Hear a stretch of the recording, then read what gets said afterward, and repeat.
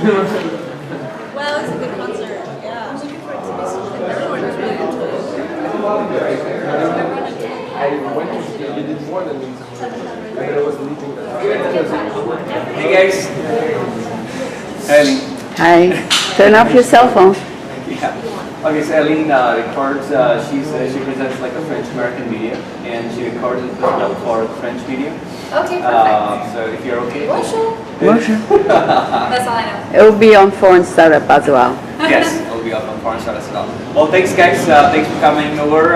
Some of you know me, and I know some of you. So good to have you back, and some of you are new. So welcome. This is a cool group of foreign entrepreneurs, and we started about 1.5 years back. Really interesting group. We have like unofficially we have 2,000 members. Officially we have about 1,100, 1,200 members because that's posted on a specific meetup site.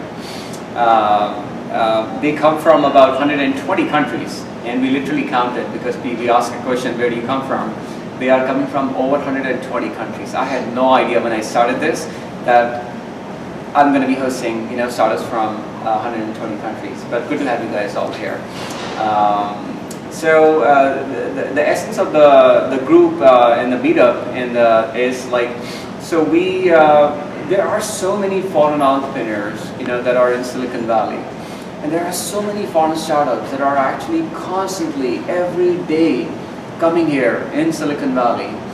Not all of them land up at YC. YC gets over 2,000 applications, I think, or something like that, and they, they pass like 80, they take 80 startups and so on, and it goes down from there. 500 startups, other parts of the country, Techstars and whatnot. So the demand is more than the supply out there, and so the idea was like, okay, we want to launch a platform where you guys can come. It's a very informal platform, and you guys can network. I've seen an interest from a lot of people to like build this into something bigger. We'll see if we can do that. But for now, it's like a cool group of people, just like you guys. And so today, so we bring in speakers actually that can inspire you. That's the idea. We want you to get inspired, because we have people coming here saying like, oh, I have a visa issue, I have like a funding issue, I have a co-founder issue, I have like, my development issue, I need, so all kinds of issues.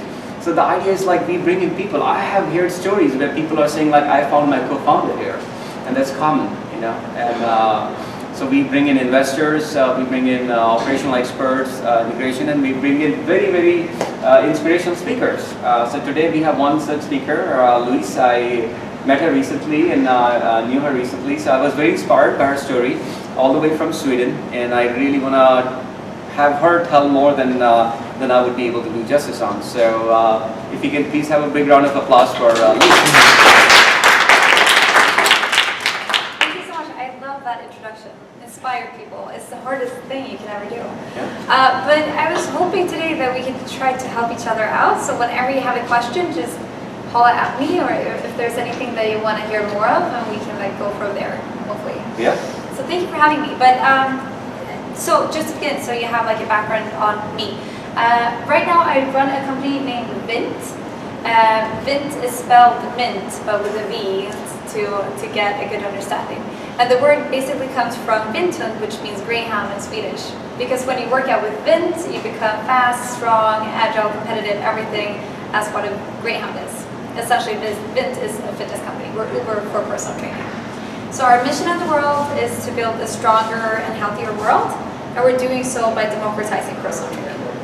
And Vint is my third business, so I started my first one when I was 19. I had one of the sweet deals to get into startups before you have an expensive lifestyle.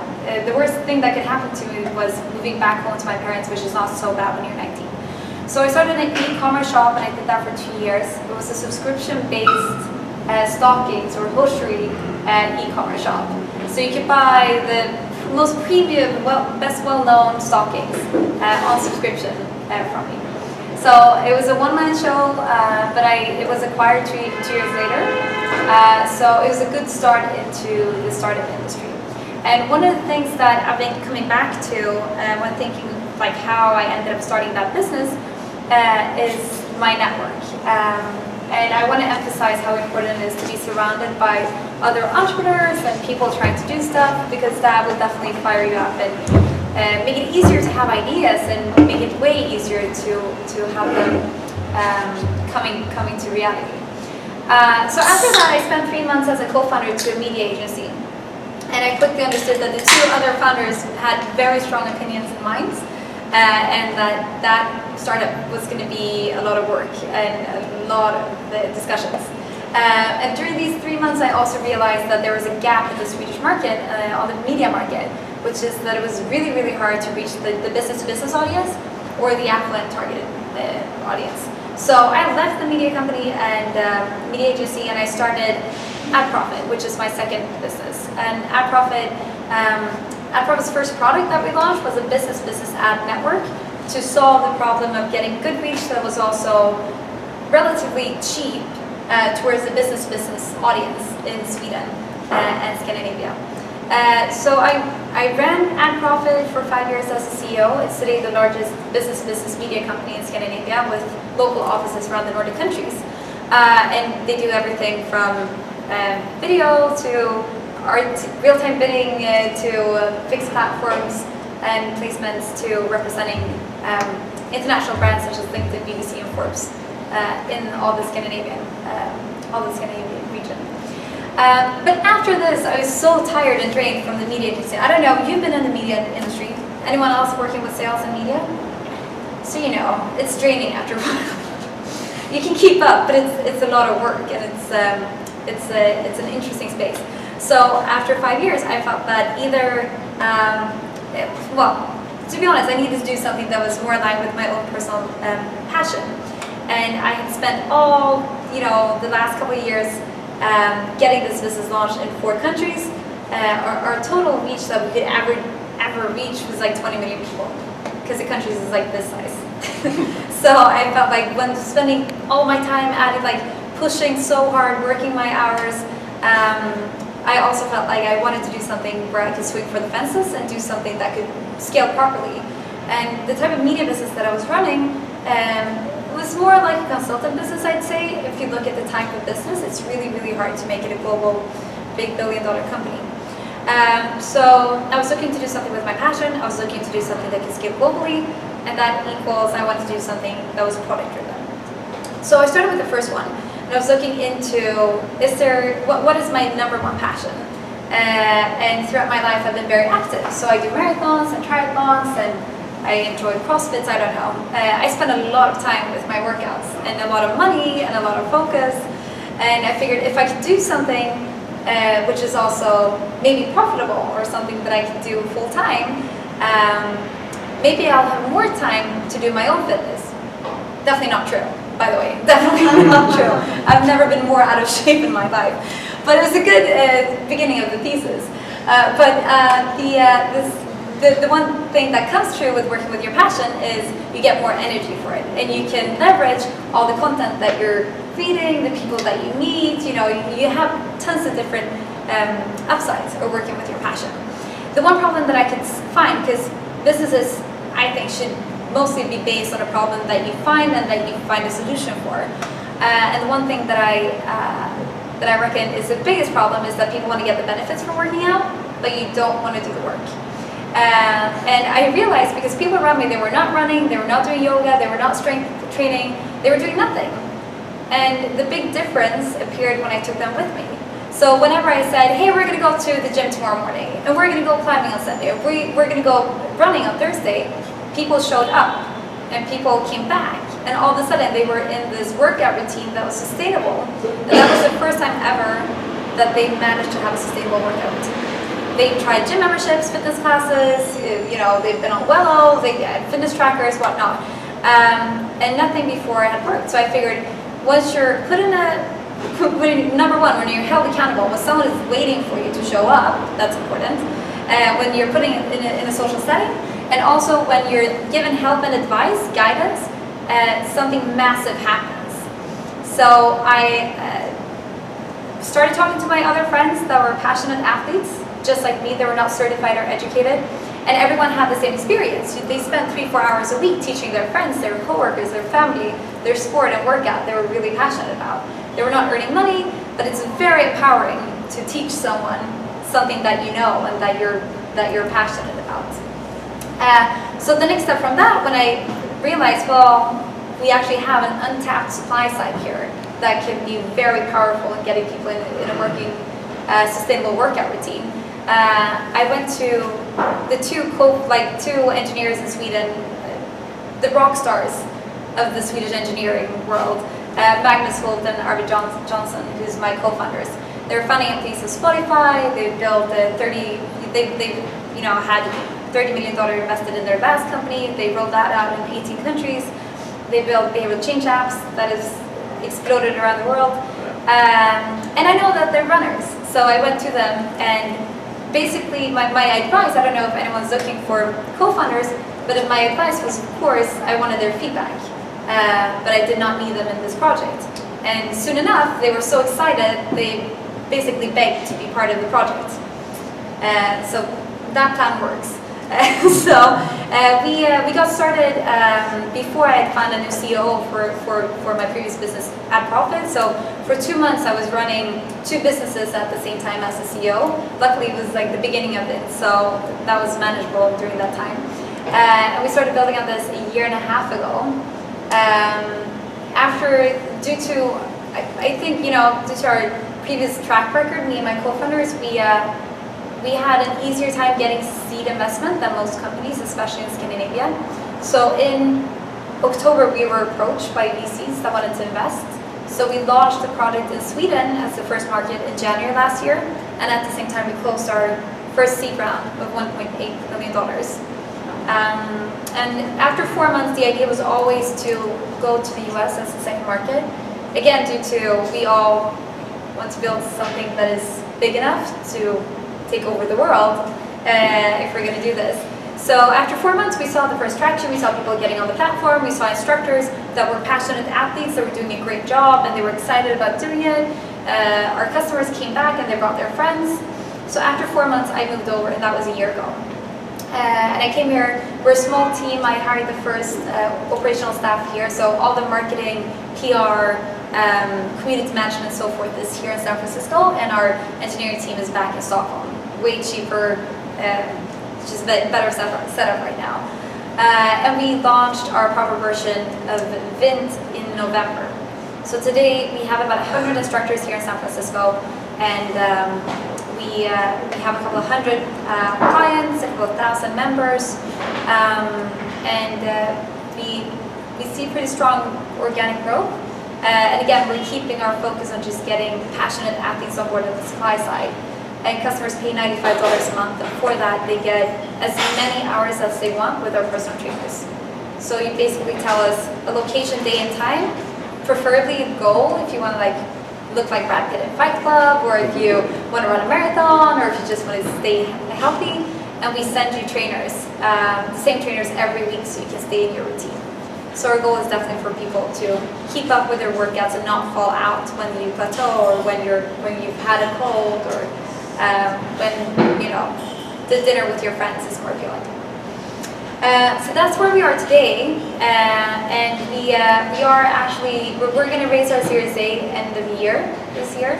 So right now we're focusing on, as always with a new startup, getting really good control over what works. So we're figuring out how can we control churn, how can we control retention, what is our specific customer acquisition cost, where do we find our users best, how can we set up the best corporate deals and co-promotions. So these are things that we're tweaking right now to figure out what works on an American market. And we had to spend a couple of months after launching just understanding that we can't be Swedes when we're here. So Americanizing our products has actually been a part of the work, and we're still spending time trying to figure out when I'm too Swedish and when that can work as a charming add-on. Most of the time not. Most of the time I want to be American. So there's been a lot of work. We do have, thankfully we have a pretty strong organic growth, because buying users on the fitness market right now is really hard. We have some strong competitors with the deep pockets. So we need to be smart, and we need to go sort of the grassroots to get the initial big following to be able to compete without burning too much money. I'm all about trying to not burn too much money on things that we don't know is working yet. But that's sort of the initial, or that's the full story. Okay, so I have a bunch of questions, but I'm gonna ask if you guys have any questions. You guys can. Well, I'm a trainer. That sounds like a great deal. I mean, $95 if I want to work out 3-4 times a week. I mean, that's a no-brainer. I was just wondering, in terms of, is the market are your objective is that you want them to work out that much, or how do you make a profit? It seems like you almost want it to be like a gym, where you want some of the members not to come for you. So number one, we're never going to be able to have 100% of our users active, like regardless. I think the average gym has like 40% of their users active on a monthly basis. So we've said we cannot go under 75% active users, but then there definitely will be weeks where you're too busy at work, or you're having a cold, or you're out traveling. So it's impossible to be 100% there. For us, that is not something that we just want to keep everyone as active as possible. Our best users, our super users that are doing 6 workouts a week, we pamper them as much as we can because we're in the growth stage, right? So the more you work out, the more people are going to be like, hey, what have you done? You look amazing. And they're like, Vint, perfect, like the best promotion we can get. And also if you're doing it every day, people are going to ask like, where are you going to? Where have you been? Da, da, da. And again, it's grassroots marketing. So the more active our users are, the happier we are. So we are concerned to not lose too much money during this period and phase. We have to be cautious with how we pay our instructors. So our instructors is obviously the most important thing we have, because without them we don't have a service. But again, going back to the story, a lot of our instructors, we have about 50% of our instructors in San Francisco that are professional trainers. 50% are just like me, very passionate about sport and workout, have done it our entire life. So we know how to pull off a good workout. We qualify all instructors to make sure that they know safety, teaching skills, X, Y, Z. But most, like 50% of them, they do it because it's fun, because it's empowering, because they're going to go out running anyways. And if they can teach someone how to, pace and how to do intervals during the same time, it's beneficial for everyone. So not all of our instructors is doing this as a livelihood, and that makes the model work. So due to us tapping into an untapped supply side, this model works. I would not do this model if my targeted audience as instructors were professional full-time instructors. I don't think it's a good enough model for them. With that said, we have 7 instructors they've quit their full-time job to do Vint full-time. So obviously it's good enough pay for doing it full-time if you want to. Is your only monetization the monthly fee, or do you have other monetization schemes? No, only the monthly fee. Do you have any other plans, or this is it? No, I'm a big fan of focus. So right now we're only focused on the monthly fee and getting that to work. And with that said, I mean, we do have big brands that already want to do marketing with us. They want to, co-promotion deals with us. So I'm sure there's opportunities in the future if we wanted to. But right now we're very focused on just getting this to work. We're such a small team, so we have to choose our battles right now. And one other question. How do you also, what do you utilize to actually draw traffic? I mean, is it, as you said, it's mostly organic, but Yes. do you actually work with ad networks? You've been in that space before? Yeah, so it's funny. The one thing with paying for digital advertisement overall is that it takes a lot of your time. It's just like PR. You need to monetize it, you need to add it, you need to change copy, you need to have a really good copywriter, have fresh photos so you can see what works. And again, we're such a small team, so we tried some and then we realized we're not Superman, so doing this is costing too much money right now because we're not tweaking it enough. But on the other hand, and also we're a new brand, it's a really good deal, getting unlimited personal training for $95 a month. So it does, a lot of the users that come in from regular marketing, they're like, what's the catch? And then they spend the first week just trying to figure out what is bad with the service. Instead of being happy and being like, shit, this is a great deal, they're actively trying to find out what's bad with it. So what's been working better for us now in the beginning is co-promotions. So we want to co-promote with other big fitness brands, with there's so many cleaning service companies, food delivery companies that have healthy foods, and doing co-promotions with them where they say, hey, this is a great deal, we recommend it, it's awesome, we get users that are really happy. getting the information about the service, and they come in with the sort of the right mindset, or this is great, and we have better retention, and we have more users getting on board from, it doesn't cost as much. So co-promotions is definitely If you don't co-branding. work with Six Pack Fitness yet, let me know, I can introduce you. I will. That's a deal. Did you partner up with HomeJoy? Exactly. Yeah. So our first campaign with HomeJoy went out today. So we found sort of strategy for our co-promotions where we start with a very small engagement from both parts, and we see what works, or if it works. If our thesis is right, that we have the same audience. And if it works, we go on to doing more advanced stuff together. So we have the first phase of HomeJoy now. And we'll see if our thesis is right with these guys. The company's good, isn't it? Yeah. Getting good traction in the market, Yeah. good visibility, good investors. Anything in partnership, I think, should be good. Yeah. Question? So far, what's been the biggest challenge with the two-sided marketplace? Trying to have two customers essentially, and also second part of the question, which side of the marketplace is your number one customer? So our supply side is definitely our number one customer, and we always start with a new market to make sure that we have good supply. We always pay them more in the beginning to make sure that everyone's happy and they're sharing it with their friends. Their friends is obviously a great resource for us for more instructors often. So getting instructors has been easy for us because there's no other good marketplace for it, either professional trainers or passionate athletes. So we have 100 instructors in San Francisco now. We have another 100 waiting to be qualified, and we've never done marketing towards instructors. What so far has been the challenge, the hard bits? What's been? Yeah. So the problem with the two-sided marketplace, because on the demand side, the hard part is just getting people in, getting people to trust us, getting the commitment, getting people to really try the service. On the supply side, it's different challenges because. So how do I put this? Freedom, having freedom under your own responsibility. It's really, really hard to build a service where you can make sure that everyone is playing according to the rules. And that's still one of the big challenges that we have to make sure that I'm a pretty naive person who always think that everyone's doing the right thing and is honest, and therefore we have been burnt a couple of times and then added features and securities in the system to make sure that the supply side is delivering what they should. And that is really, really hard to do because it is a person-to-person service, and we're not going to be there to see what happens, and we're not always going to get the details from the clients either if it's someone not acting the way it should. So that is definitely, if you're looking at the two-sided marketplace, that is one of the biggest challenges that we have, and it's one of the challenges that sort of Airbnb is facing, that Dog Vacay is facing, all of these two-sided marketplaces where there's an actual meeting and something to be delivered that is untrackable in some sense. Maybe like Lyft, you could have a quick rating. Yeah.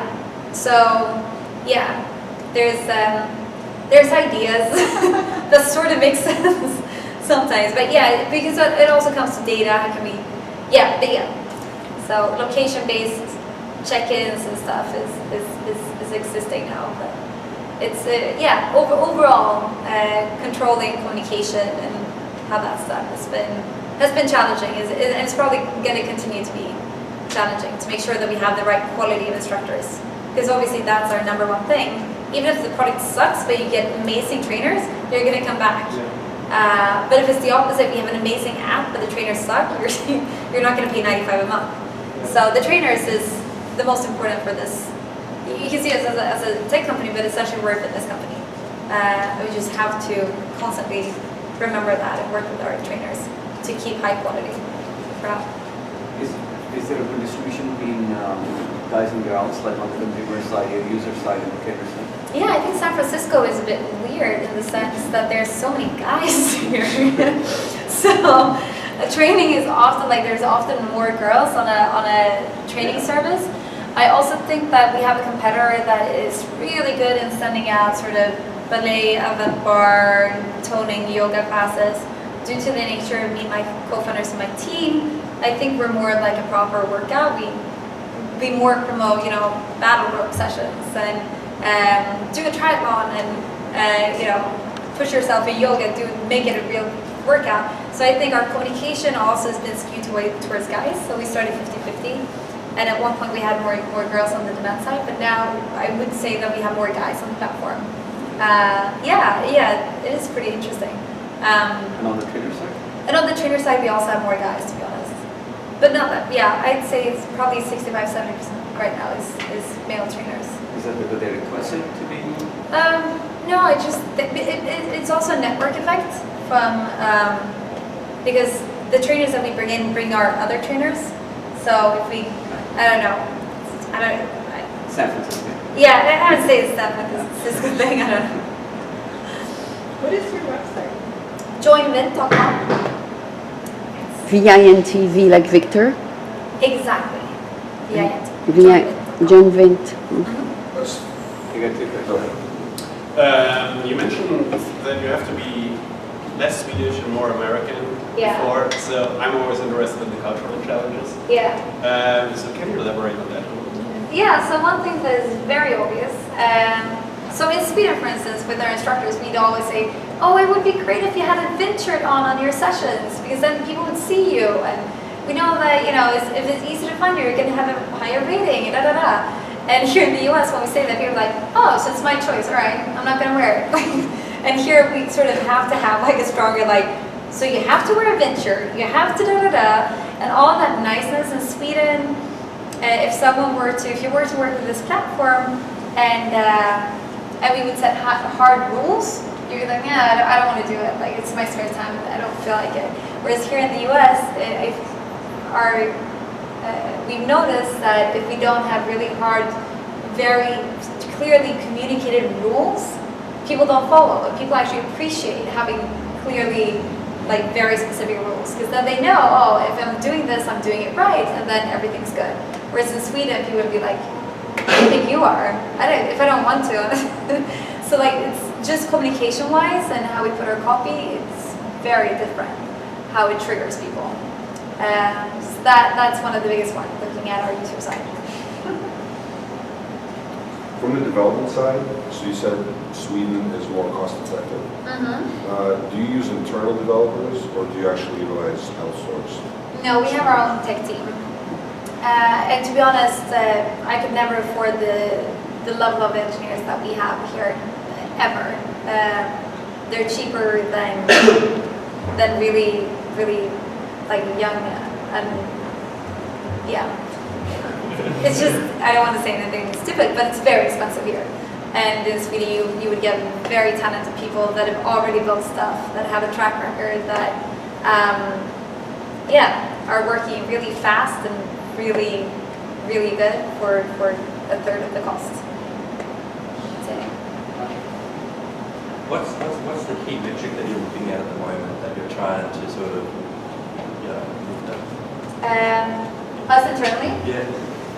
So it's very early to say, because we've only been live here in this market 4 or 5 months. But one of the KPIs that is going to be very important is of course the retention.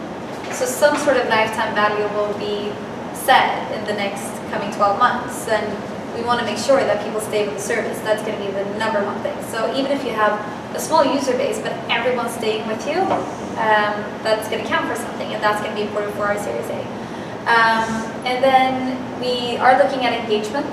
So if we can prove that people, on average now, across all of our users, people are doing 8 sessions a month on average. And that's very impressive if you compare it to any gym membership, any sort of boutique gym, so if we can keep the engagement up, and we can show that people are doing more workouts due to Vint, that's very, very important. And then our NPS score is really, really good, and we want to keep it up to keep up that organic growth. And are you doing things in between the training, I imagine, to what interactions are you having with the people who are being trained? So I'd say a lot, and it's a lot of tweaking and turning and changing copy right now. But yeah, we are of course, so everyone that signs up today, this is a new feature, you get your own fitness concierge. So before you start training with one instructor, You have a fitness concierge reaching out to say, hey, you know, what's your goals? Is there anything you want to work on? What's a good location, day and time for you? And they will send you trainers or even book you to sessions if you want them to do this. So we are adding more communication rather than the opposite to help you get you sorted. So your fitness concierge is constantly going to check in, like, how are we doing? I saw that you missed a session, what happened? Or you've done this for 3 weeks in a row, that's awesome. Do you want to switch something up, or do you want to keep it? And then in between, of course, you get automatic emails, like retention system, drip campaigns, to keep you going.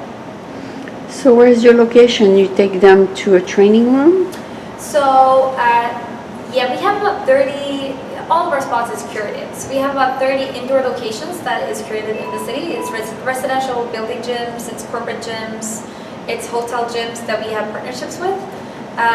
All entrance, like if you're going to go to gym, everything's included in your monthly fee. So there's never any add-ons. And then, you know, our HIIT sessions, running sessions, a lot of them are outdoors because they're better, especially in the city, to do outdoors. But you could never have a trainer come into your apartment. All the spots is curated. So you can request a session to your apartment, but we're going to say, great, so walk 500 meters to the other side of the road. That's where we have a curated spot. And we're going to book you for that spot. So you could always get it very close to an exact address. But if you don't have a curated spot, we don't send trainers. We only do it to specific locations where we know it's safe and it's good and it's appropriate for a workout. What kind of a workout? So we have 15 different workout sports and activities. So you can do everything from dancing, boxing, kettlebells, strength training, Olympic lifts, endurance weightlifting, everything, running, HIIT training, yoga, of course.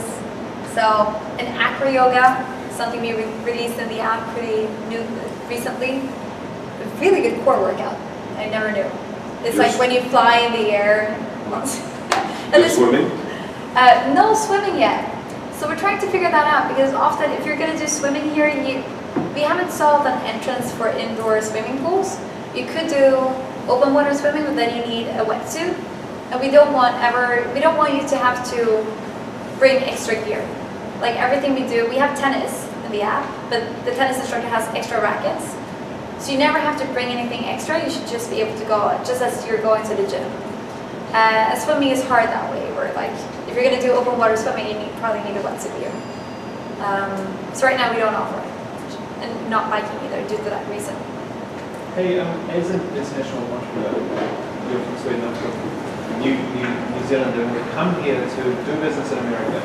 You've been here longer than me. I've been here for only a month. What are the key challenges being in coming here as an international person and raising money, doing business, working with Americans, and all the stuff? What have been the key things that you've had to overcome, and how did you do it?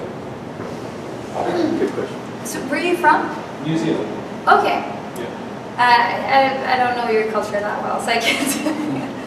I'm not sure if it's the same for you, but no, I actually came here quite a bit before because number one, we were looking at which city was the best for us. So I went here, I went to LA, I went to New York, and also I made sure to meet a lot of Swedes specifically that had moved here and started businesses here to just ask this question: what was the biggest challenge for you as a Swede here?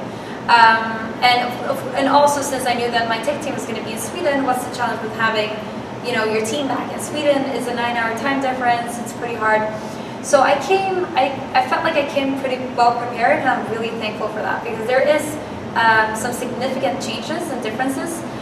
Number one is I've never understood how important your network is. So I felt like, well, I have a pretty good network in San Francisco. No, definitely not, because there's such a big difference with a network that you build for years and a network where you come in and you try to meet as many people as possible and you're trying to find a reason to meet them again, and it's just not having that network makes it a lot harder to get the co-promotion campaigns and partnerships and get the right VC meetings and just be set in the right sort of, settings.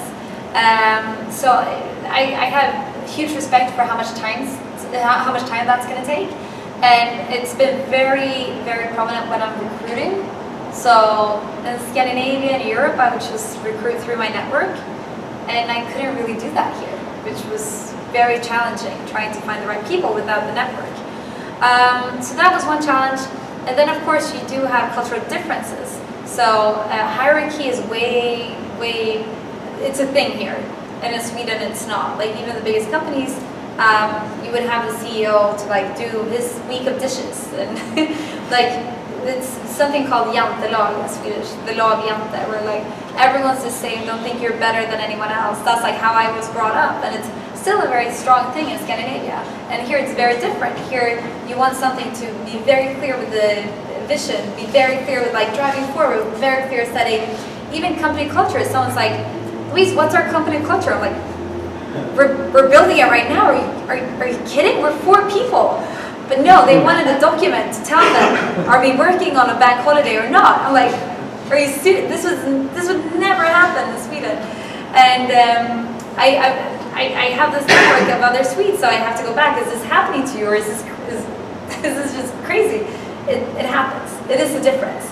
So so 2 learnings: always find people that are equal to you, so you can check in. Is this a cultural difference, or am I doing something wrong, or is this just a person who's doing something differently?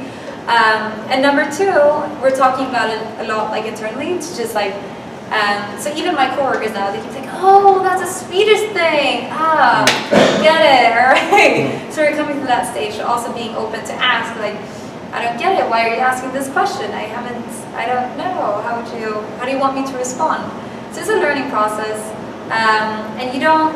So for most Swedes, these kind of things sneak up on us because we feel like we sort of look alike, and we sort of talk the same way. And we've seen the Hollywood movies, and we've been to New York on vacation, so we think that we know Americans, but it's actually huge differences. So, but I'd love to hear your stories later on from the first month you experienced. Yeah, I'm sure. Yeah. What about immigration or any visa issues? So I paid my way in. You got funded. So yeah, exactly. So Sweden, yeah. So you could do an E2, like an entrepreneurial visa from Sweden. You pay quite a bit for the first one, but then if I ever have to send my co-founders or my tech team over, it's going to be pretty cheap, and it's a fast process, a quick process for us. And we knew that this was what we needed to do. So for us, that process was pretty easy. Although I did spend my 3 months here before having a visa. Like I went back on I can be here 3 months without a visa, and on day 89 I went back to Sweden to get my visa. So I was like on the edge. But it's good. We always have to have those stressful dates. But you were traveling, you said. You went to different cities. Exactly. Different Yeah. cities. You were exploring. You were building the foundation. That was the story.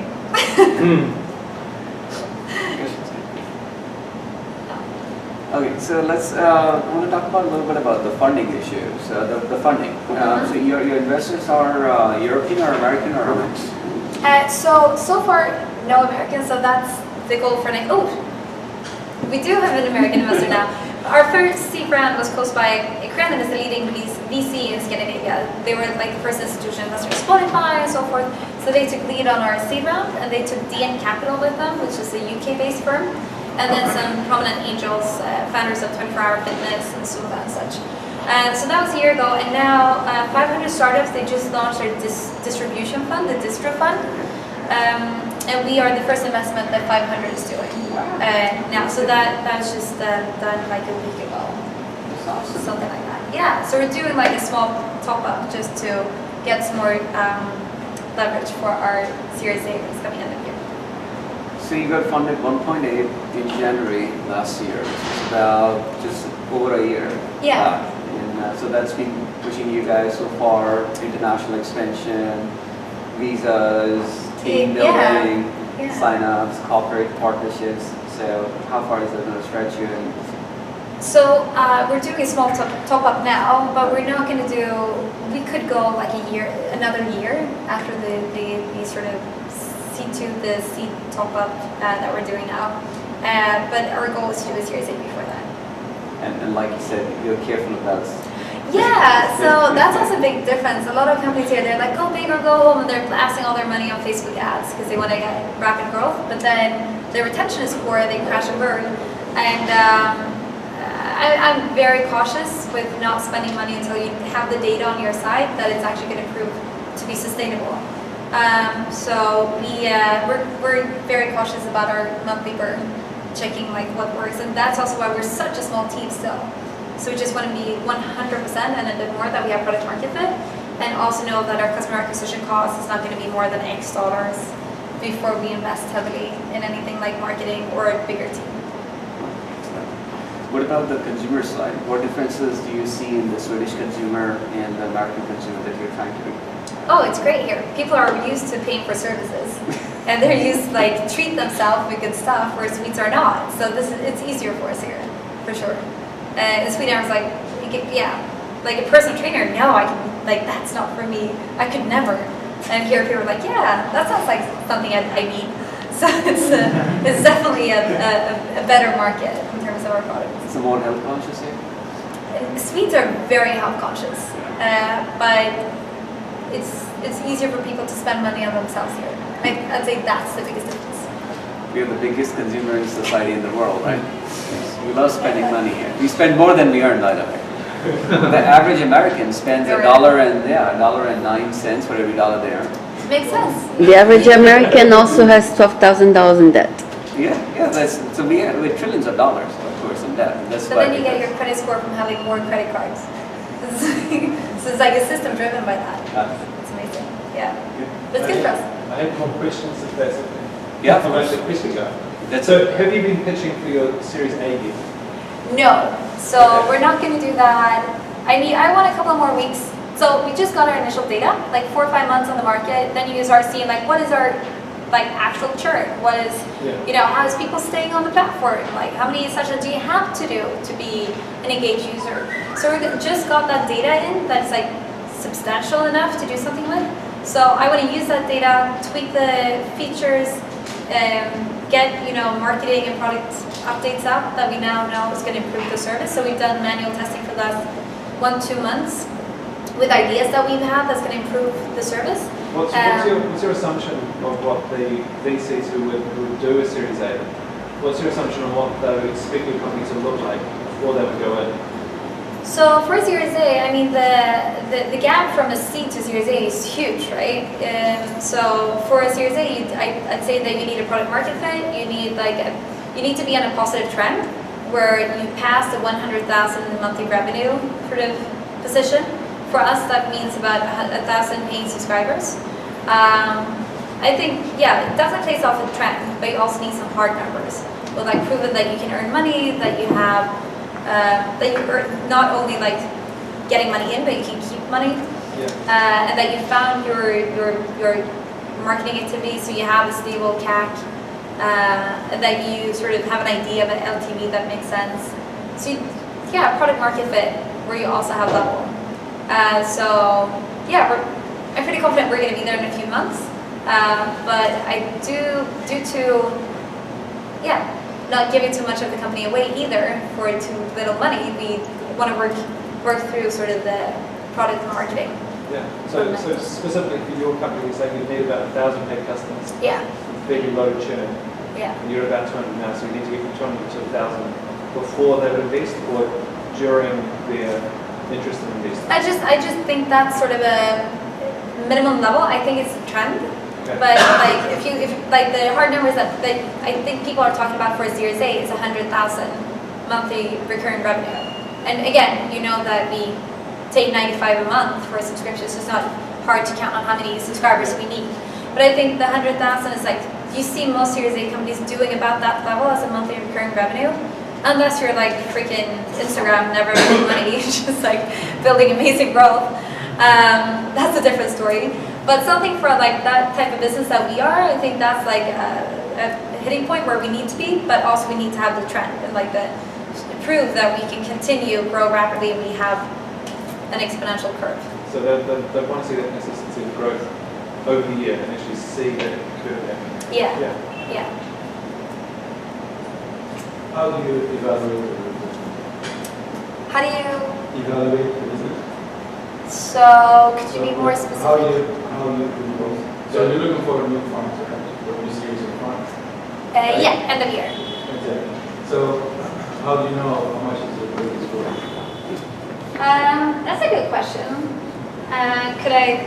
No. No, but so the benefit I don't know if it's a benefit, but of course we come with a post valuation from our previous round. We're doing top up now, so we're going to get a new post valuation from this round. We have a lot of competitors coming into the space that have paved the way with the, taking on a lot of investments. We can see how much are they worth, how many users do they have, how does that play off in the market. We also have other, industry companies that have paved the way for us, such as Uber, Lyft, Airbnb, where you have like a peer-to-peer marketplace. We can look at their evaluation and how they've built their company. I think the evaluation, if we're talking about that specific one, I think it's just industry standards that we need to look at and match our numbers and our progress and our growth to that for the specific round. And we have, we have amazing investors with us from the first round that we're working really close with, that are also helping us to always check the market. What do we need to do the next round properly and good? So how often do you report to the European investors? I'd say it depends on what we're working on. I try to get my chairman on a phone call every Monday. I've noticed that the more, if you have a distributed team, having more calls than you think is necessary is a really, really good thing. So I have 2 set phone calls with my co-founders every week. And every now and then we even do once every day just to check in if there's something happening that is substantial. I try to do that with my chairman, who's also one of our investors. But I send to all my investors, I send a quarterly report, and then I try to use them as much as possible with introductions and data. And does this unit economics plan work for you? Do you have any feedback? So I try to be in contact with them quite a bit just to get their knowledge for the next. And they have the knowledge of the US market. If you're not backing off and trying to get their attention, sooner or later they have to give you something. So it's good. But that's an important thing. Choose your investors so that you get more than money. Okay. I have 4 questions here. I just want to ask you one thing, guys, while we are asking the questions. We really appreciate the speakers coming over, and one little way we can give them back is actually downloading the app. Yeah. Okay. So while you guys are there, awesome.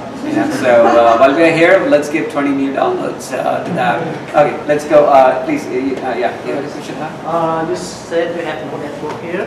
So how did you find your first customer? I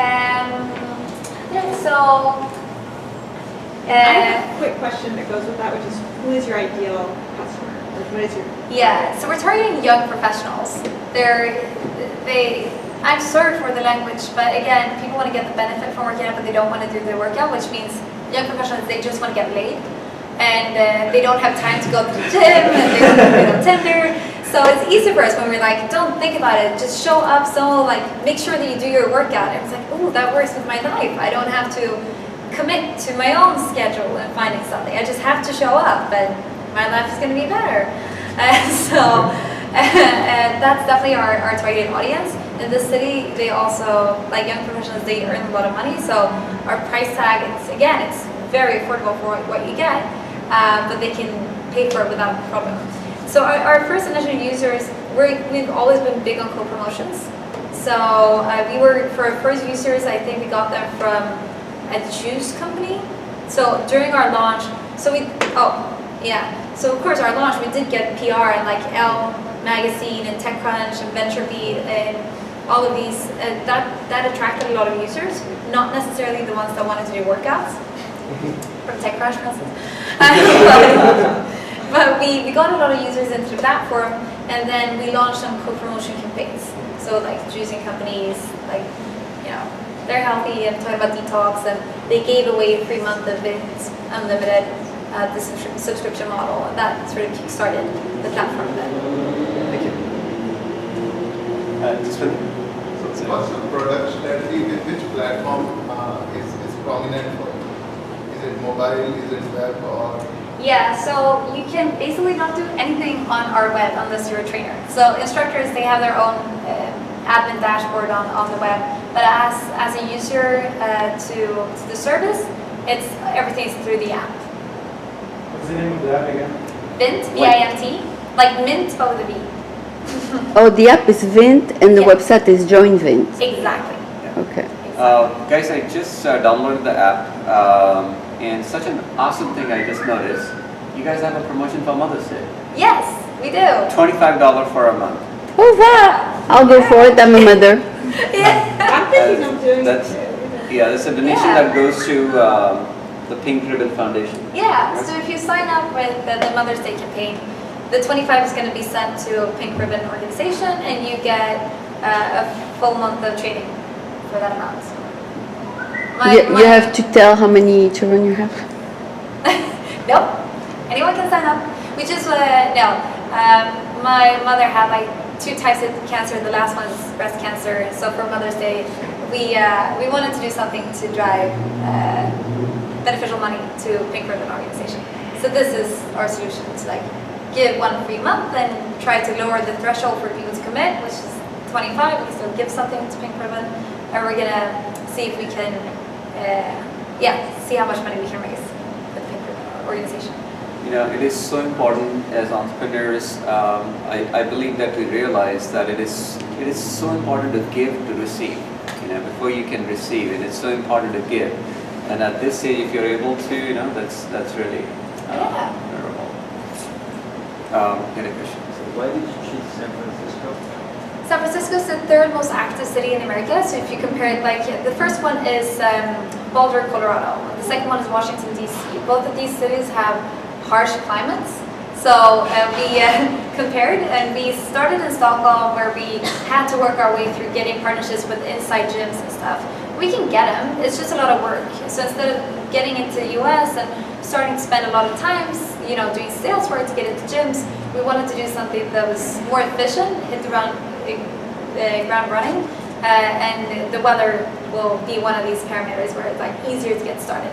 Plus, of course, you know, people are tech savvy, early adopters. There's a lot of young people that we see as our targeted audience, and we're close to the investors. So for Series A and stuff, we want to see them, you know, see traded Vint shirts everywhere, and they're like, shit, this is exploding. It's easier to raise money that way. And if you compare, like, you could, you know, LA would probably be a good market, but it's very big, and you have to have a car. And it's number 17 if you look at the, you know, how active the city is. New York is placement number 23. So the like first cities that you think would be the best ones are actually not as active as this one. How did it tune your business between revenue versus user growth? This question popped up because of when you raised the concern of typically when you raise your Series A, there's a certain monthly recurring revenue as a norm, except if you're like freaking Instagram. Yeah. I feel that the general thinking in Silicon Valley inclines much more towards user growth as opposed to maybe revenue. What's your opinion on that, and why did you choose sort of this more revenue configuration, and where are you in the scale? How do you balance the two? So we can, so to start with the last question, I mean, we can focus on growth during a short period of time, but then we need to see that our users is going to convert to like paying a full amount, because if we're not building a good enough service for you, $95 freaking a month for personal training, I mean, that's awesome. And if we can't even get you to commit that, we're doing something horribly wrong. So we need to be focused on revenue to make sure that we're building something that is substantial. So that we're not like anyone can get, like if you could get free training, I mean, I don't know, you wouldn't sign off, maybe you wouldn't be as I don't know. So it's different if you're like Instagram and you don't have an active cost, because we're paying our instructors obviously for each workout, so we need to be revenue focused. And we're trying to balance that off with like doing campaigns where maybe we don't earn as much in the beginning, but then we're finding these KPIs and triggers once you've done X trainings, once you've met X other Vint members, once you've seen X number of pictures in the Vint feed, whatever it may be, then you're hooked, and we're going to keep you for 12 months. So then we also know, okay, we can pay this much in customer acquisition costs, we can have you on the platform for free for this long, because then we get you to do all these things where you, all of a sudden, you love our service, you're going to continue paying for it. So that's how we balance sort of the rapid growth and getting people into the platform, and then keeping focus on revenue, if that makes sense. I guess it's mainly because you have an active cost per user. Exactly. But if that wasn't the case, would you choose? Yeah, it would be a completely different service. I don't know. It's because I believe this is very much based on the entrepreneur's risk appetite and the your goals and how much growth you want. Yeah. Right? Yeah, and also it's still depending on like what product you're making. If it's something where I think the difference is if you're producing a product where the content is driven by your users, you don't have to worry about them paying because they're contributing. But if you have users that are not contributing with content, then you need to see engagement in some other way, and then revenue is an easy way to track if the product is actually worth something. So in one way or another, you want to see that your users is giving you something, that it's worth for them to spend time with you. That's it. Excuse me, if the average user use your service 8 hours per month, that's $12 an hour, right? So with Yeah, you can count it that way. so your instructor is paid $12 an hour? No, average pay for instructors is actually really good. And right now our average pay per hour is $45 an hour. Oh, really? So how do you balance it out? Yeah, I was trying to explain it for one guy earlier. Let's just say we're really smart and we figured it out. Oh, you did? But we're still making money with payback. Really? Yeah. Oh, good for you. Yeah. I'll be a teacher. Yeah, you should apply on the website. You can apply. Say that we met. They fast track you. Question, guys. I hope you all downloaded the app. If not, please do. I just got one or two more questions, so please. Oh, and I teach running. So download the app and come running with me. Scalability. Can you globalize or take it across the same concept and apply it elsewhere? Is it scalable? Yes. So, I mean, just to give you a perception, like every year in the US, you spend about $75 billion on fitness and workouts. And that is not buying your Nike gear, that is actual workouts that you spend money on. So it's a huge market, and the market is definitely ripe for disruption. We know that gym cards is not working. 60% of the people that have a gym membership is actively looking for another solution because they never go. So again, when we're tapping into an unused supply side, like passionate athletes, we're even growing the market. And we're going to push it out just as what Uber did with the taxi industry to grow it, to be an even bigger market and scale it city by city to begin with. Awesome. One biggest lesson that you've learned being a Swedish, Scandinavian, European, international foreigner, whatever we want to say that, but coming to the US, setting up your business, because a lot of people here fall into that category. They are international in some aspect.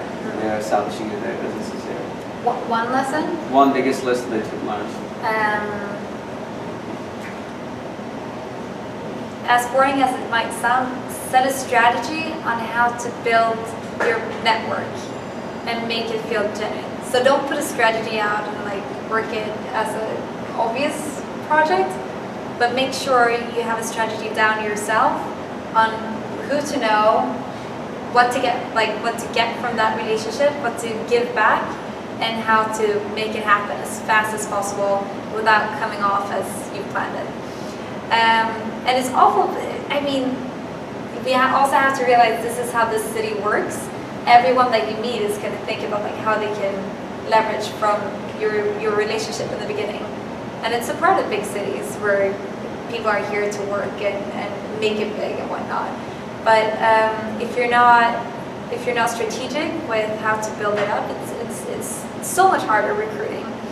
It's so much harder to get PR, and it's so much harder to get listed and featured in App Store and whatever you may need. And network is making life, a good network makes life easier, and you should totally respect that and have a plan for it to make it happen.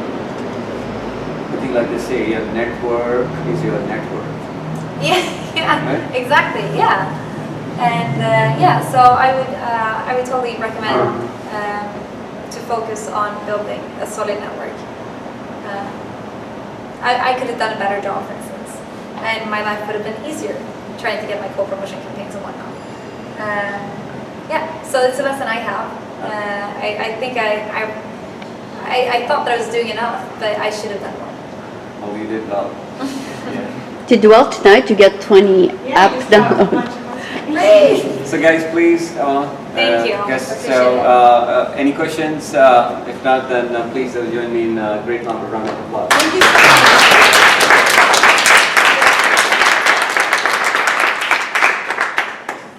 That was Okay, awesome. Thank you. And please send any feedback. If you start using the service, you're like, or if you don't, you're like, oh, I never got started, or whatever it may be. Our best friends right now is the one giving us user feedback. So my email address is Louise, like this, @joinvint.com. So if you can send me anything, like good and bad, I'll send all the karma in the world your way. Okay. Awesome. Please, I would love to, if some of you can get back to her on the feedback on the app, the program, or whatever you're able to do. Thank you. Thanks, guys. Thank you, Questions? guys. Thanks.